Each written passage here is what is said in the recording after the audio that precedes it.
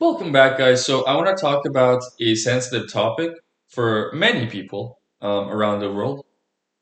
And, some people deal a little bit with this, some people deal a lot with this. It just depends. Everyone's different, of course. And this is, I think, one of my favorite topics when it comes to mental health, right? So how to deal with haters. Now I'm gonna clear the air here and apply some context. So today's discussion is not really so much about bullies in real life or some guy that's directing a death threat at you, like something actually dangerous that involves like physical assault or something of that nature. This is just something hate, mostly in the form of words and stuff like that, or interactions, or something that involves communication, conversations. So it's gonna be the kind of hate that really affects you uh, mentally, psychologically, emotionally, in that way. So just wanted to, make that clear for everyone. Anyway, so dealing with haters isn't about winning against them, right? This isn't like a tit for tat kind of thing. I hope not. You're not trying to keep score with them. It's actually, and this should be the focus here.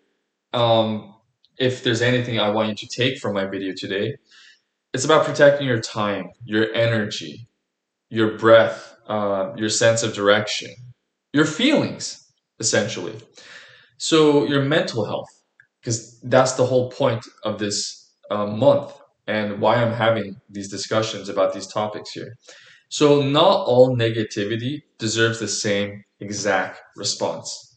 So the key here is just knowing what's worth your time, worth engaging, I should say, and what isn't, right?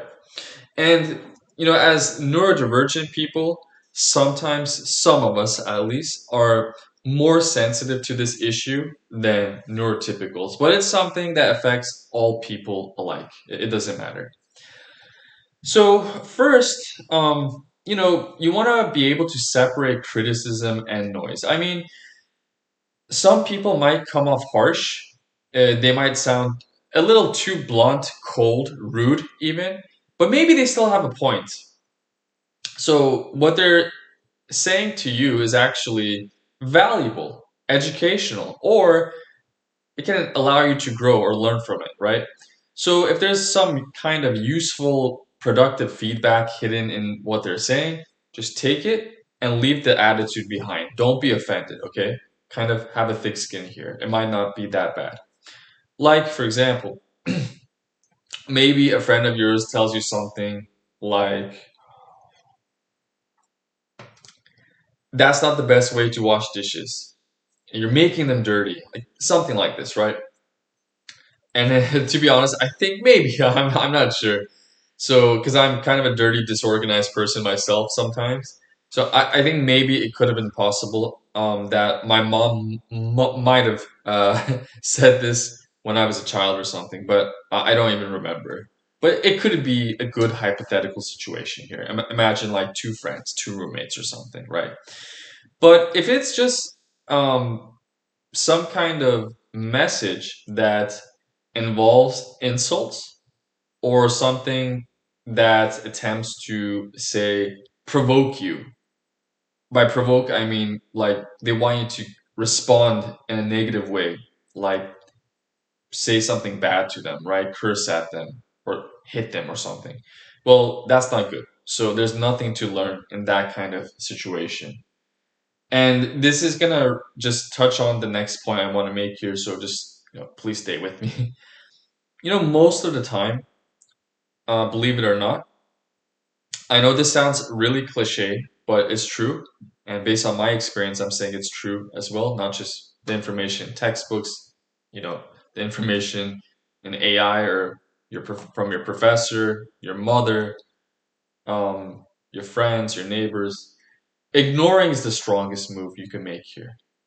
So that's something I want you to keep in mind. I know, again, it sounds silly or maybe too obvious or too plain or maybe too lame in your view, but it's the best move you could possibly make. And I'll explain why.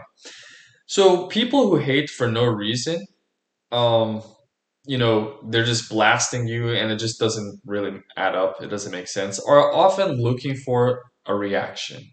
That's their main intention. And that's what sets hate apart from something positive or neutral like criticism here.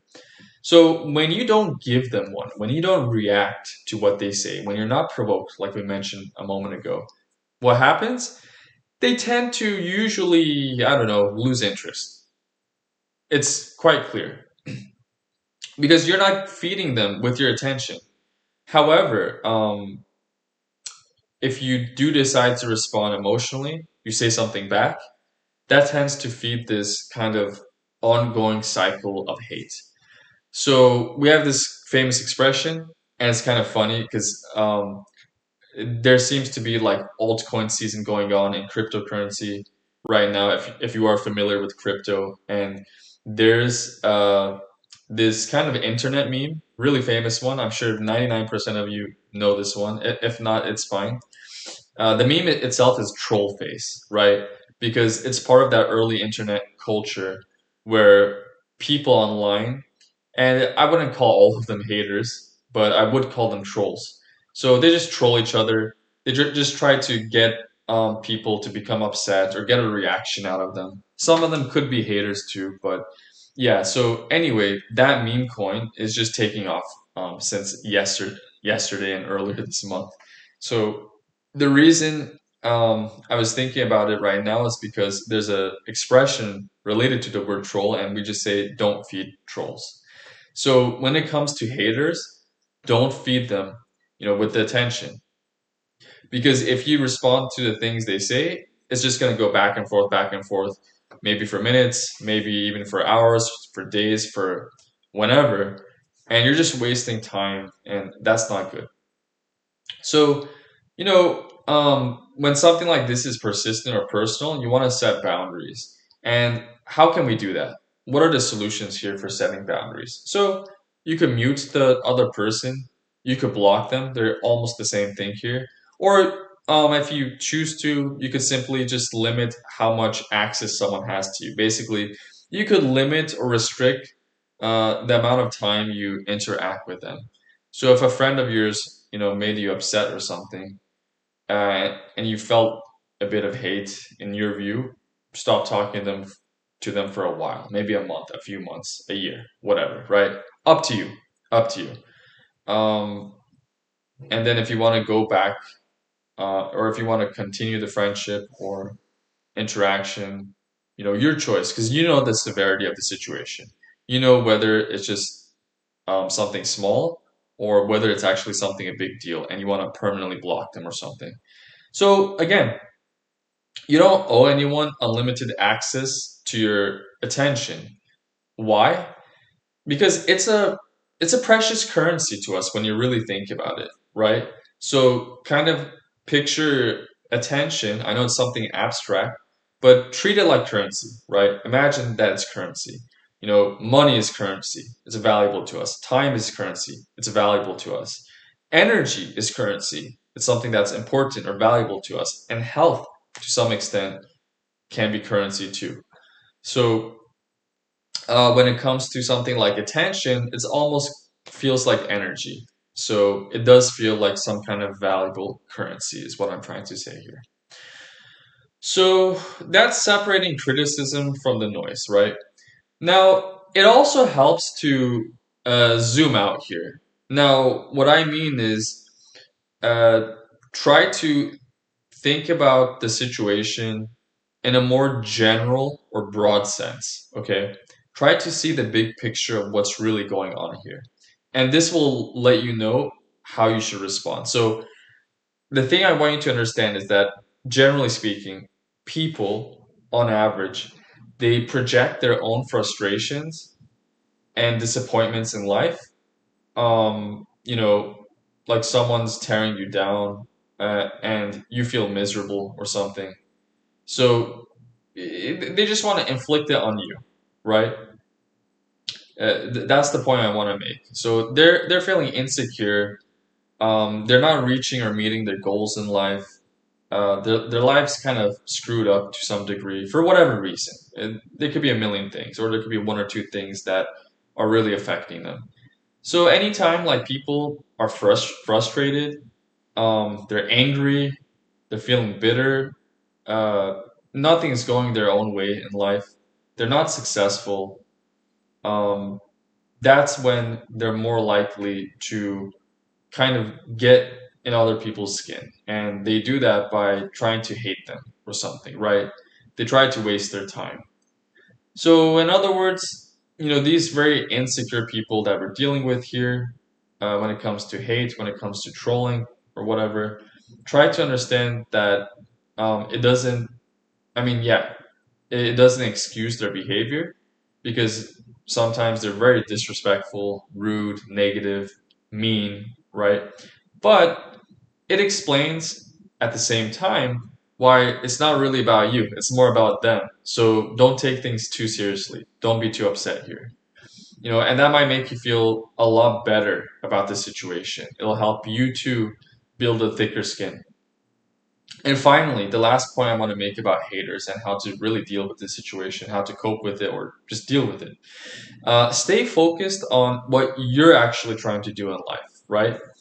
Try to be productive, because life is all about us trying to become more healthier, more successful, get something meaningful out of it.